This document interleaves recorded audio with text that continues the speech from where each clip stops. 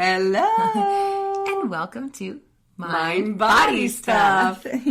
I'm Kaylee. I'm Bernice. Welcome back to this funny thing that we have here, this little podcast. That we do every week. It's so fun. Except when you go on vacation. That's when we don't do it. Well, some of us have to travel for our mental health. Okay. And you're going to Hawaii to taste the cocktails, I hear. We're going to Hawaii because my daughter's getting married, and we have to, taste test. You have to taste the food. Wow. You couldn't have done that your last visit? Or your next visit? It takes a lot of visits to do that. Clearly it does. She's going to love me that much more when I get back. Oh, my gosh. You guys are going to miss me. It's going to be fine. I'm going to miss you. Take me with you. Aloha. So today, we're going to talk about self-love. Ooh. That's a big one, and it's a weird one. Yeah, it's kind of loaded. It's a little bit loaded, and it almost seems like, I don't know, like kind of a cheesy topic, but it's also almost an impossible topic. It's cheesy, it's impossible, and it's imperative. Totally. You know? Absolutely. So we're just going to kind of start talking and see where we go with this. I don't have fully formed ideas, so don't quote me on this stuff. These are my thoughts as they're developing. We like it to do just like, it's called impromptu. What do people do when they're actors and they do it without a script? Improv. We're doing some improv. We're doing some improv thinking here. Sometimes some people's best work, like Robin Williams or, some of the great comedians, we're all improv. And that's what we're giving you today. Some improv on. This is why it's... Oh, sorry. Yes. She broke my whole... That was my best part. Sorry. I got distracted. I'm done for a now. moment. Done. You talk. Done. Well, I was going to... Do you want me to finish that for you? Self-love! No! Oh, wow. Whoa, those sound waves just got really big. Sorry about your ears, everyone, just then. And now as well. But... that is also why we really love it when you guys join in the conversation on Facebook or however you connect with us. We've gotten so many Facebook messages, texts. Thank you. Again, we love thinking about this stuff, and your thoughts are just really fascinating and interesting perspectives. So thanks for sharing. And we've got a lot of followers. We appreciate all the followers, and we'd love more. Just keep letting your friends know and family know, and we just love sharing with all you folks. Why do you want more followers? I just like to talk to a lot of people. Don't you like to talk to a lot of people? No, I do. I'm just wondering, what is that about? What is that? Because in a way, I think it ties into self-love, because sometimes I think, I don't know, at least maybe for me, getting I don't know, maybe more followers means that I'm good. Mm-hmm. And then if I feel good, then it's easier for me to love myself. Mm-hmm, mm-hmm. So I'm just wondering, where that comes from, and if that actually even ties into self-love. It could very well tie into self-love, because it's sort of like that whole issue of popularity, and if you're looking for... And worthiness. And there's that, people always talk about, do you feel that, dark hole inside of you? And... if we don't have self-love, are we trying to fill it with love from others or love in quantity, like what you're saying in terms of followers? Totally. So stuff to think about in terms of how we feel about ourselves. And if it requires external validation to almost validate our own feelings for ourselves, or maybe not even validate, but... replace or be in place of, would we be doing this podcast if we had one listener? Maybe not. I don't know. It's just... Thank you, John, for listening. I appreciate it. What about Barbara? Where'd Barbara go? Barbara's taking a nap. I always use Barbara. Yesterday, I used the name Brandy, which she didn't like at all. I always make up fake names for people. And she was like, oh, not Brandy. But if you're named Brandy and you're out there, it's totally fine, because I love your name.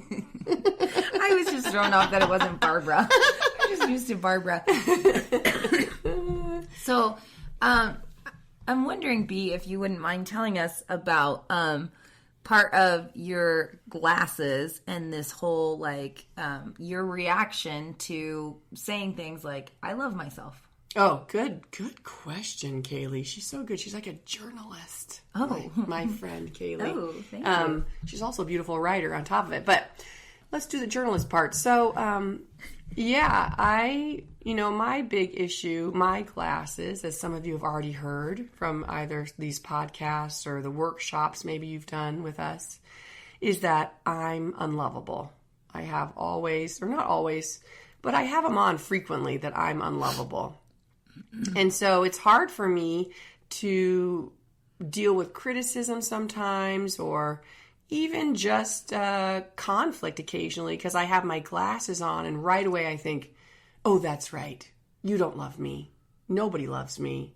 So I'm unlovable. There's no point in me even engaging in this conversation. Now, I learned that I was unlovable, I think, from an early age, just because, as we've talked before, my parents were busy and there wasn't a lot of feedback in terms of love. In fact, I was just thinking about this the other day. Fascinating story. When we were in Baja, on the Ulacation 2 weeks ago, Kaylee had us do this awesome thing at the end of one of the Ula 1 classes, where she had us all get in a circle and hold hands, and it was appropriate with the song that she played, because it was about like taking each other's hands, basically.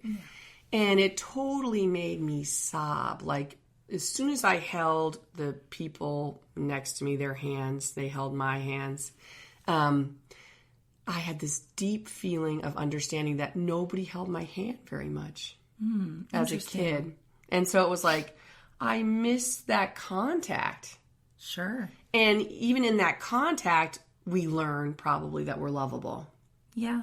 And someone's willing, when you're a little kid, to take your hand. Yeah. My dad didn't like holding hands. I remember trying to hold his hand a few times, and he'd sort of push it away. Only because he grew up in a family that didn't hold hands. It was he had learned that you just don't hold hands. But I think it's fascinating how it tied into that I was unlovable, and then understanding that, oh, no one had really ever held my hand very much as a kid. Interesting. Isn't that interesting? That is interesting. So it really tapped into just the act of holding hands, tapped into my deeper feeling of, oh. Yeah. And brought me right back to childhood. Wow. Almost like the moment I held hands. Well, it's such a youthful thing to do, to hold hands. Like, when do we stop holding hands? I mean, I guess like when you start dating someone, you hold hands. And there are some older couples who still hold hands, which I think is so sweet. But I would say for the most part, I don't hold hands with Rob. I try to hold Mike's hand sometimes. And then I feel awkward, like, why am I holding his hand so long? Or like, I feel like our hands are so full.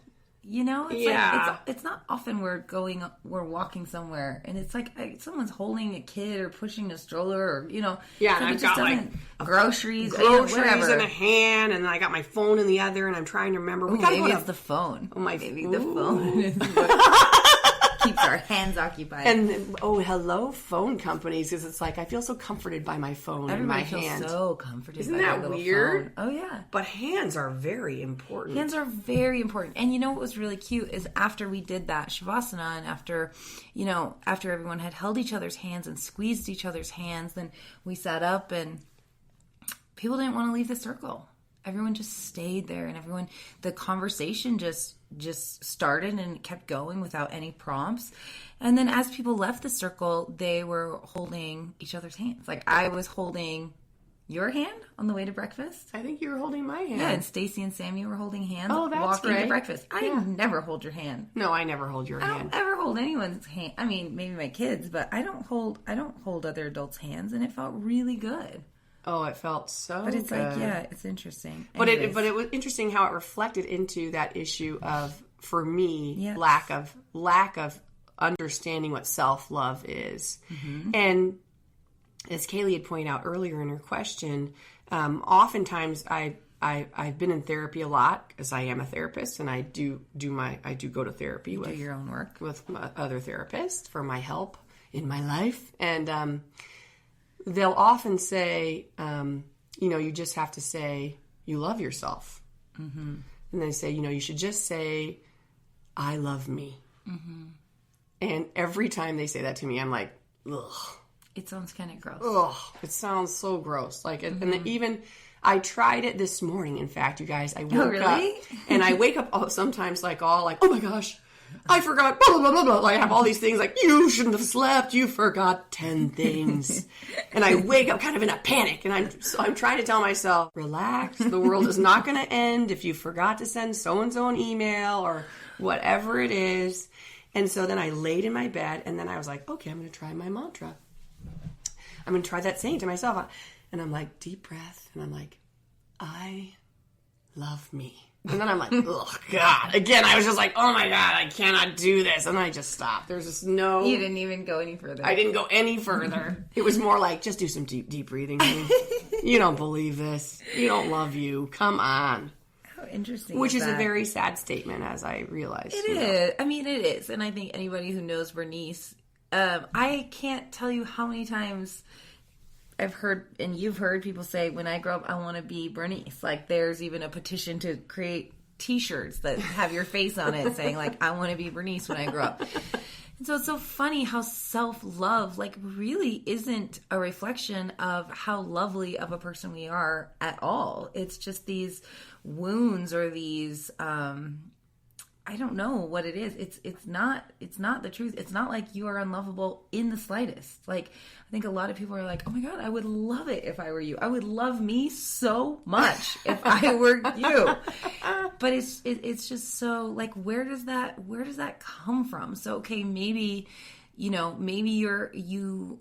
parents weren't around that much, but it's like, okay, so how does that translate from maybe my parents don't love me to then I don't love me? Mm-hmm. Like, how does that transfer over? But don't you think it has to be learned in some way? Like, or, even though a baby comes out and it's like, so one of my friends just had a baby like 2 days ago, and it's just like a cute little baby girl. She's just sleeping, all the pictures, newborn baby.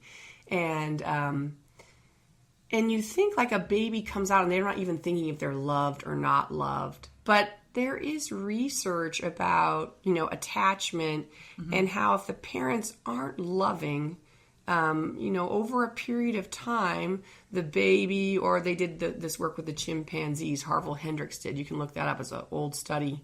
And the chimpanzees, you could tell, stopped thriving if they didn't have contact and love. Oh, interesting. Okay. And they would just kind of sit in a corner and just stop thriving. Yes. It was almost like there was no reason to be. Right.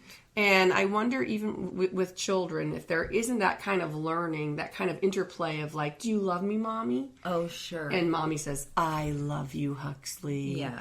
And you hold her and you hug her tight. And she internalizes that feeling. Being loved. I am lovable. I love me. Exactly. So kind of like that process. Exactly. Yeah. So, can we talk about mantras for a second? Please. Just because you tried it this morning and it didn't go so well. Didn't go so well. But that's how they say that mantras should go. So, in that book we keep referring to, Your Body Is Not an Apology by Sonia Renee Taylor. Mm-hmm. Right, Taylor? Mm-hmm. So, what she says about choosing a mantra is she said, you have to choose a mantra that feels like so uncomfortable and that makes you want to throw up a little bit when you say it, because that means you've hit one of your triggers. Ooh. And so for Bernice, maybe this I am unlovable, to say I love me, it sounds so foreign and it feels so weird to say that out loud, or even just to herself, because her brain just has this programming of I am unlovable. So when choosing a mantra, we don't want to pick one that feels good. Like, yes, if you think you're just like a powerful, very, strong woman, you probably don't need the mantra, I am strong. No. Because that's just part of who you are. So what you may need is like, I don't know what I mean. Yeah, if for you it's you don't feel unlovable or you feel unlovable, then your mantra needs to be I love me. Mm-hmm. Exactly. And so we basically need to choose mantras that do feel uncomfortable to us because it's showing us that, okay, that's hitting something. Mm-hmm. And so she said, it's gonna feel weird. It's gonna feel awkward. And the bummer about this is that the negative patterns of thought, they stick with us more effectively than the positive ones. And so from a survival standpoint, it was much more beneficial to be aware of the dangers and to be aware of like the things that could possibly hurt you than to be like, oh yes, this is a pleasurable thing that's here. You're just out of survival to understand and to store the information for the negative or the dangerous or the, whatever exactly is more helpful for survival. So she said that when we have these negative thought patterns or whatever, they're gonna stick longer and more efficiently than the positive ones. So when we then try to change the verbiage and make it positive, it's going to feel weird. But she said, starting with 5 minutes a day for 30 days. Isn't that what she said? I think that's the time frame. She said that's how long it takes to start shifting that mindset, or to start changing your beliefs, or starting to actually embody what that mantra is, which I thought was so interesting. Because when I've thought about mantras in the past, like, I almost thought it was like it needed to be something that I felt comfortable with so that I could just do it and it was comfortable doing it. But hello, like, we don't change in our comfort zones.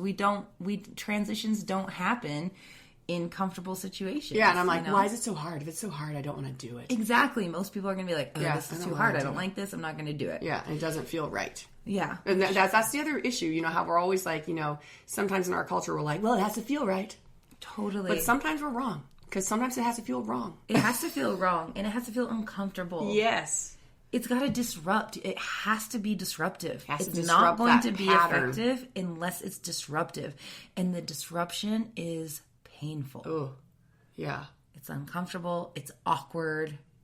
And you've got to kind of commit to going through that in order to get to that space where you start to believe the words you're saying to yourself. Mm-hmm.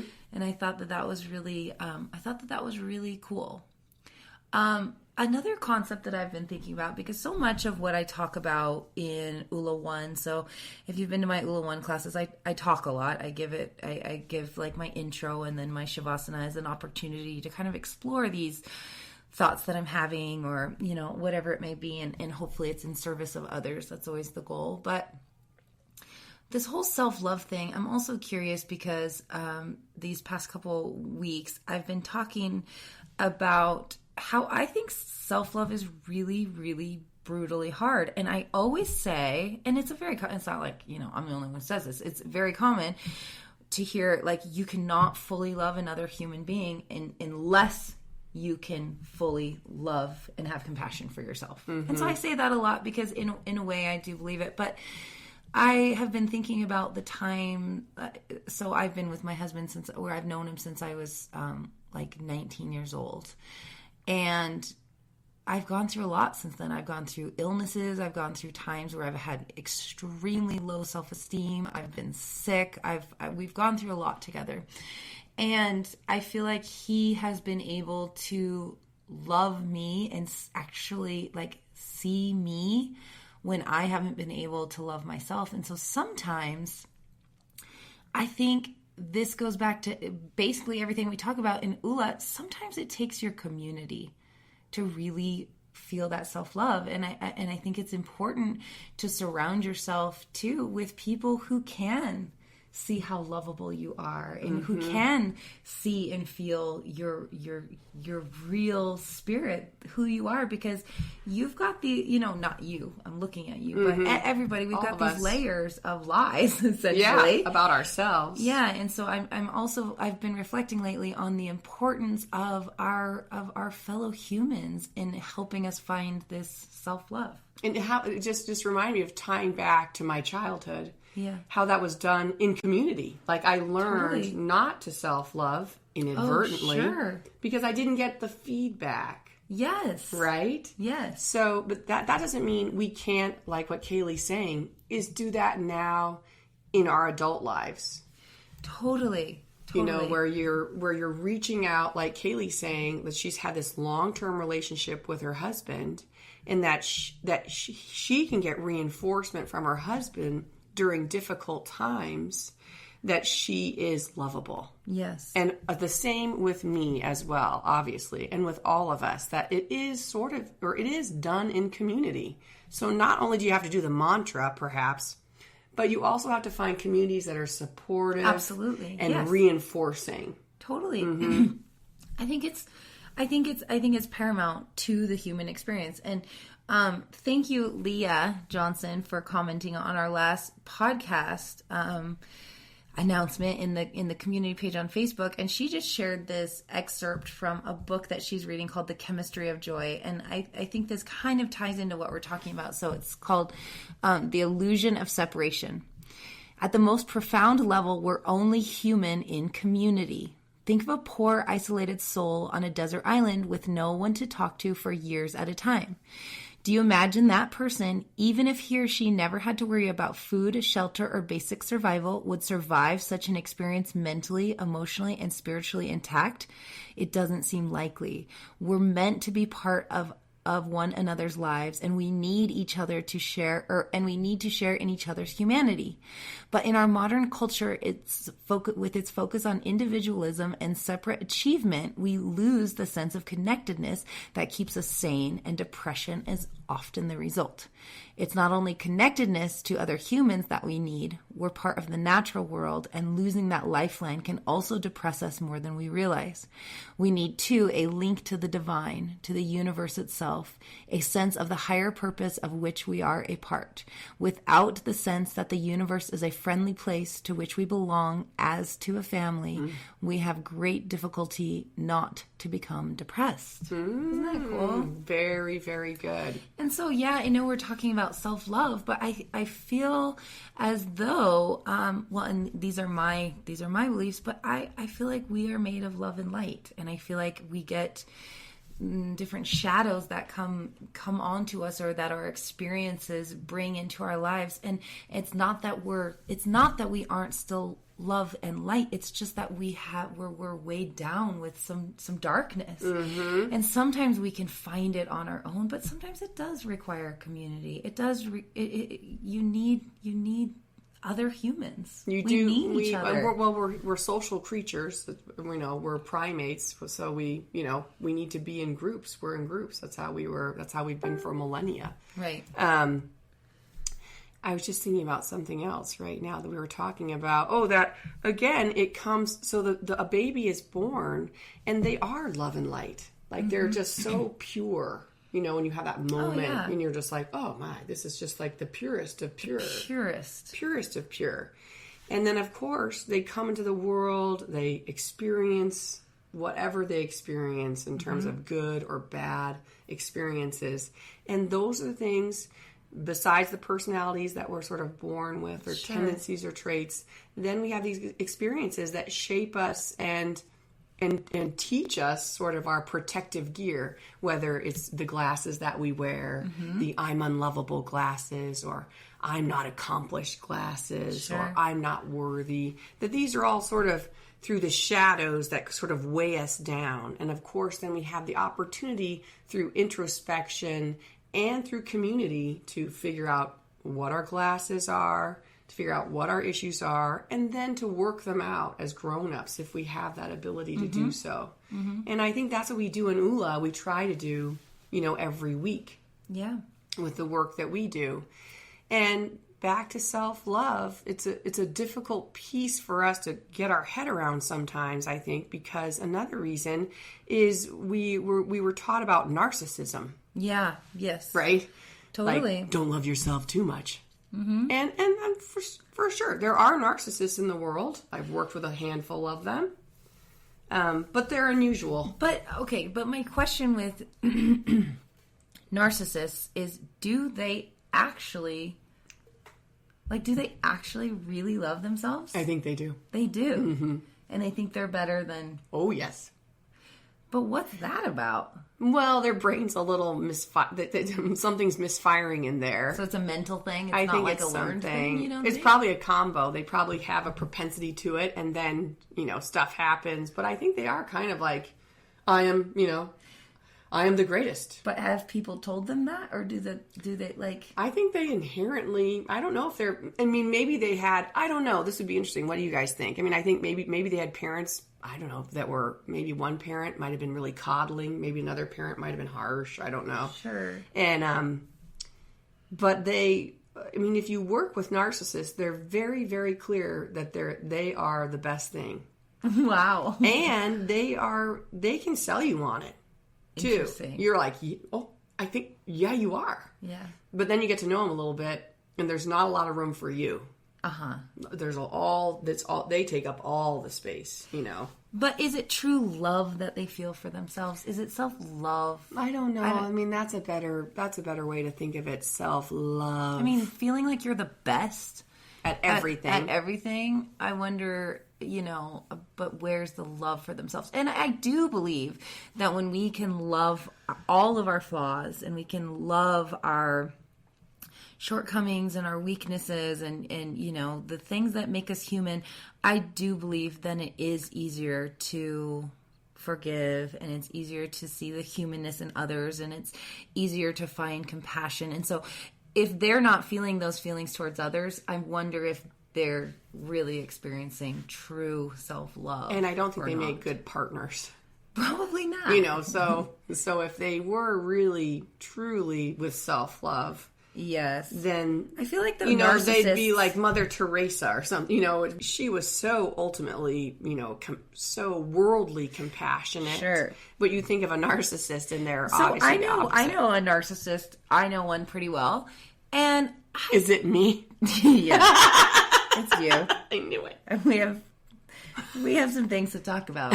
She's so kind That's to why me. weare doing this episode, Bernice. I have she's so kind to me something as I need a to bring up. narcissist. It's about your narcissism. And I need the support of everyone listening. Move aside. Let me talk about me for a while. Something you didn't know. The Greatest by Sia is your favorite song. She made me choke on my chai tea there with that one. I choked. You did your reusable cup today, though. I'm proud of you. I know. They were all happy for me at the coffee shop, too. They're like... Slightly offsetting your friend trip is to gonna Hawaii. Be so happy. I know I have to make up. Look at that. You need to buy some carbon credits really bad. There's a carbon credit right there, folks. Right there. Okay. Good job. You're on your way. How's that flooding going in Hawaii, though? It's bad there. It's bad. Yeah. Yeah, that's why I'm going. I'm going to be helping on Kauai, doing a little flood mitigation. Actually, I'm not. No. You're going to go taste cocktails. Whatever. I'm working on a wedding. I'm working on a wedding. I know. Where's the compassion? I'm obviously jealous. I don't feel lovable right now. You're super lovable. I just want to go with you. I know she does, but she can't. She has to work. I'm just going to poke you. But so you said you know a narcissist. I do know a narcissist. Her name is Bernice. I know a narcissist, and I actually don't think that there's a lot of self-love there. Oh.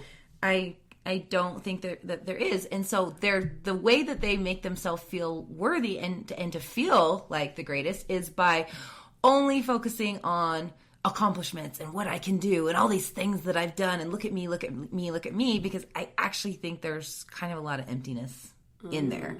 And so the way that they're almost trying to seek out love, self-love, I think almost in an attempt to feel worthy of anybody else's love, and gosh, our own love, I feel like is the hardest sometimes, is by accomplishing things or by trying to get the respect of others or trying to impress others so that you almost don't have to deal with your own self-love because you're getting it from other people. Or not even the love, but they don't even care about the love. I feel like they like the praise. They like the praise. They like being sure. They like being impressive to people. I don't think they care about love though so much. I don't think it's the love either. Yeah. I don't I'm think sorry they care if I about used that other word. people either. It's more. But don't you think they want their like recognition that you are great? It's kind of hard to feel like you're great if other people don't say you're great. I think they what if just everybody think says you great. suck? Can you really be like, no, I'm the greatest? And they're like, no, you actually suck. I think some but I'm narcissists the can. greatest. Yeah, they just keep pushing. And then they make other people believe it. But that's what I mean. They make other people believe it. So then other people do begin to say, They you're the do greatest. say, yeah. But I don't know if they need that. Like, I think they just think it. Wow. All the time. What you think you become. What you think you become. All right, everyone. I guess this episode is called Take a Lesson from a Narcissist. Everyone, I love that. Go find a narcissist and figure out what they're doing so that we can all have a little bit of narcissism. A little bit more self-love. What you think you become. I love that. Lesson from a narcissist. Well, I don't know. And so another thing is a lot of, like with Ula, is about self-care and self-love. And I think that there's another piece here that we need to touch on where it feels selfish. It's like, why do I need... Okay, I'm sorry I talk about being a mom so much, but little kids are demanding. And it's on our mind. And it's on my mind. So sometimes for me, I find it selfish to be spending so much like personal work on figuring out how to love myself when I'm like, but look at these children who need me to love them. And I think a lot of times mothers, maybe especially, I don't know, you guys can get mad at me for that one, but when we have other people to love, it's almost easier to be like, I don't need to focus on myself because I'm going to just pour all of my love into these children or into these animals or into, whatever. So we actually don't have to figure out how to love ourselves because we're just going to love everybody else so much and we can just, that will be enough. And I do think that's a problem. That's a very good point. I think that's a very good point. And so part of, and I know a lot of people feel guilt when they focus on self-love and self-care. And there's all these other things that they could be doing or people that they could be focusing on. But I do think that when we take care of ourselves, when we love ourselves, we become better people. And when we are better people, I feel like we can elevate the consciousness and we can elevate the vibration of this whole place. So I don't think doing personal work is something that we should feel guilty about, but I think we do. And remember, you're modeling for your children too, that you're doing the work. So when your kids cry because you're leaving, I think it's, we hit that point where we're like, I'm being selfish, I shouldn't go, my kid is crying, da da da da da. But I think you're right. I think we're modeling that it's okay to take care of yourself. Right. Yeah, and it's like, I want you to do that too. And I want you to be able to, do that too. I don't want you just to be a server, just like give. I want you also to receive. Well, and just like we always say, like you can't pour from an empty cup. Yeah, you can't pour. And you may think loving other people fills your cup, and it does. But I also think that you've got to have your own reserves. I think I've read this quote before, but I think it's a really important one to come back to. It's a quote by Glennon Doyle. And she says, women put all of this energy into the roles we play. Ask a woman who she is and she'll tell you who she loves. I'm a wife, I'm a mom, I'm a friend. And that's great. It makes the world go round. But it's also why we live in fear because these things can be taken from us. So I think it's also an important question to ask, okay, what do I have left?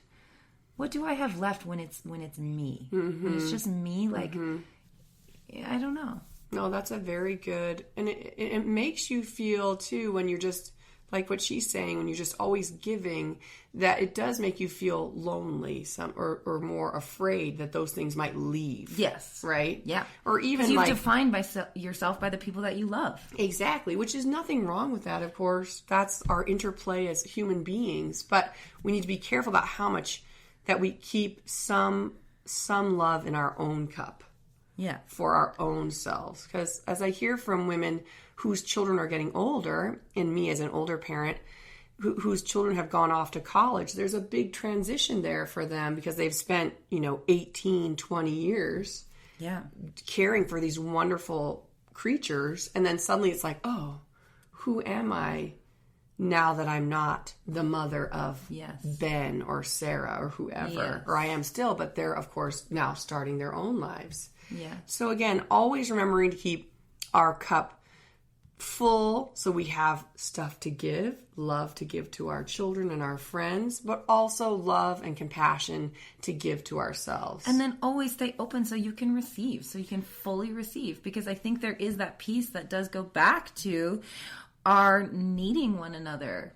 Yes. Oh my goodness. I just was working with a client the other day whose parent is dying, and he was having a really hard time dealing with his sadness with this parent dying. Like, you know, I know I'm sad. I know I should be sad. I just don't want to be sad. And I'm like, but you have a broken heart. Your heart is broken. It's breaking. And he was like, my heart is breaking. I'm like, right. So let it break. Because when it breaks, there'll be room. Yeah. Because he's fighting like this, Yeah. like we talk, his fists are closed. Just like, tight. fighting the sadness of losing a parent, a lifetime parent you've had your whole life. And it was like, let your heart break. Yeah. Let it break. Even though in our society we're like, don't let your heart break. Let it break. Open it up. Yeah. Yeah. When I had my stillborn, at the time I felt like I was broken, but then with, you know, hindsight, I realized that I was just broken open, and my life changed. I changed. Everything about me changed because I was broken open. And that is, you know, going back to this transformation, like this is how we transform. This is how we heal. This is how we evolve. It's painful. So painful. It's painful, but I feel like it also shows us our strengths. It shows us what we're capable of.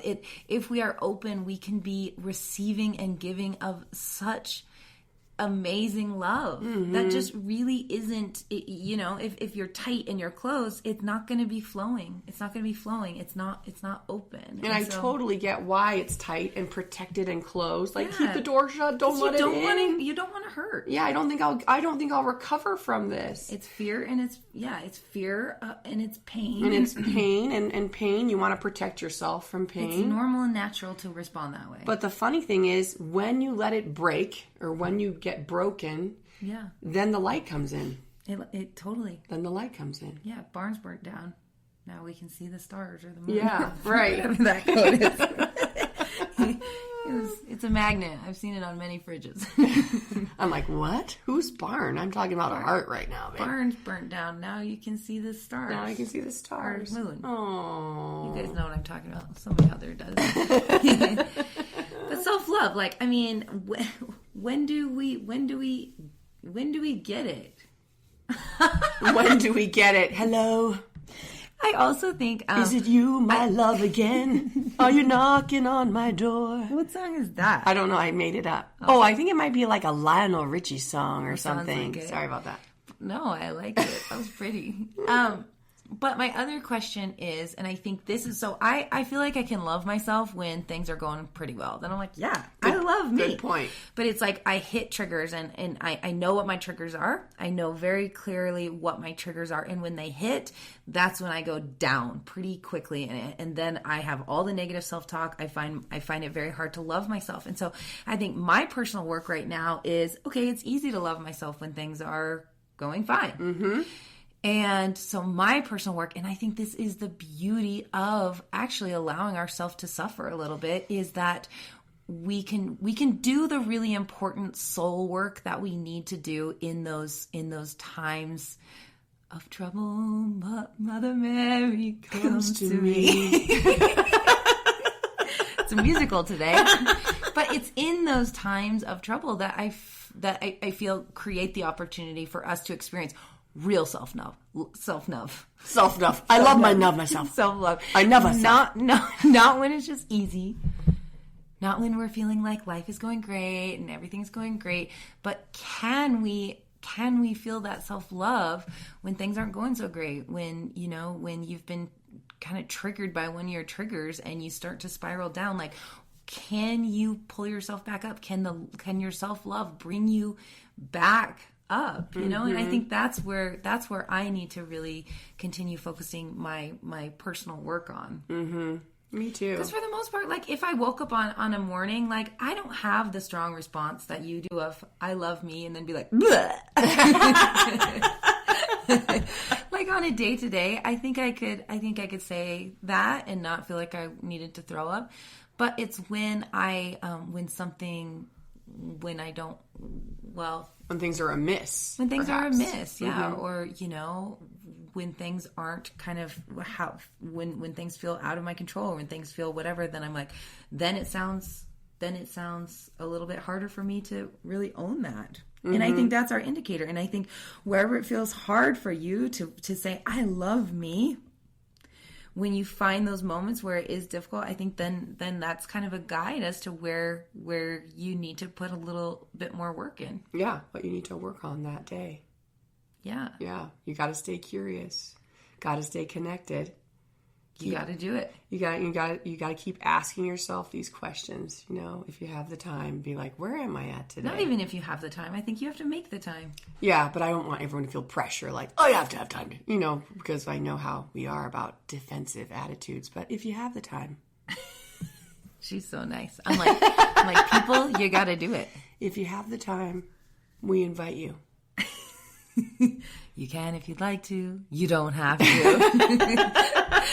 That's Bernice's always go-to, especially when we're doing visualization meditations. You can imagine, or you don't have to. Or you don't have to. But so if you want self-love, you better work on it. Only if you want to. Strive to be a narcissist. Learn from your fellow narcissists. You are what you believe. You become what you think. Okay, that's enough of those. You're done with this one. Okay, she's wrapping it up. We're out of here, you guys.